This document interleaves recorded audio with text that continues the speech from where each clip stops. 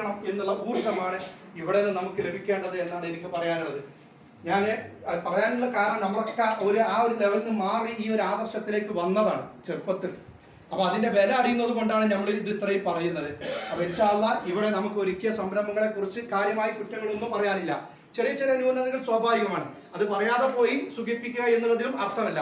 പക്ഷെ എന്നെ സംബന്ധിച്ചിടത്തോളം ഞാനൊരു ആദ്യ അനുഭവമാണ് ഉംറ എന്നുള്ളതാണ്. അത് മുന്നനുഭവം ഇല്ലാത്തതുകൊണ്ട് തന്നെ ഇതിനെക്കാട്ടി മെച്ചമുള്ള ഉണ്ടാവില്ല എന്ന് എനിക്കറിയില്ല. ഇൻഷാ അല്ലാഹ് അള്ളാഹു തൗഫീഖ് ചെയ്യുകയാണെങ്കിൽ അടുത്തൊരു ഉംറ ചെയ്യുമ്പോൾ അറിയാം അന്നത്തതാണ് ഇന്നത്താണ് തെറ്റ്. കമ്പയർ ചെയ്യാൻ രണ്ടെണ്ണമാണല്ലോ.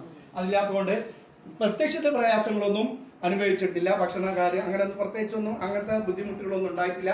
മാത്രമല്ല ഓരോ ഇടങ്ങളിൽ പോകുമ്പോഴും എന്താണ് ഇതിന്റെ ചരിത്രത്തിന്റെ പിന്നിലുള്ളത് എന്ന് കൃത്യമായി പറഞ്ഞു തരാനുള്ള ആ ആർജവമുള്ള അതിന് താല്പര്യമുള്ള അമീർമാരാണ് നമുക്കുള്ളത് എന്നുള്ളത് വളരെ സന്തോഷം നൽകിയ കാര്യമാണ്.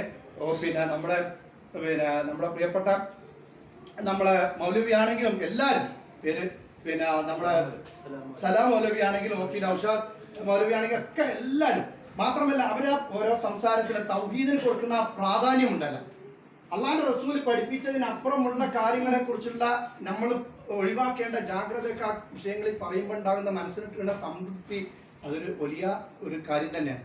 അപ്പോൾ അള്ളാഹുവിന്റെ റസൂൽ പഠിപ്പിച്ച ആ മാർഗത്തിൽ ആ രൂപത്തിൽ തന്നെ ഒരു ഉംറ നമുക്ക് ചെയ്ത് പൂർത്തീകരിക്കാൻ സാധിച്ചു എന്നുള്ളത് തന്നെയാണ് വലിയ തൗഫീഖ്. ഇത് അള്ളാഹുവിന്റെ ഒരു തൗഫീഖാണ്.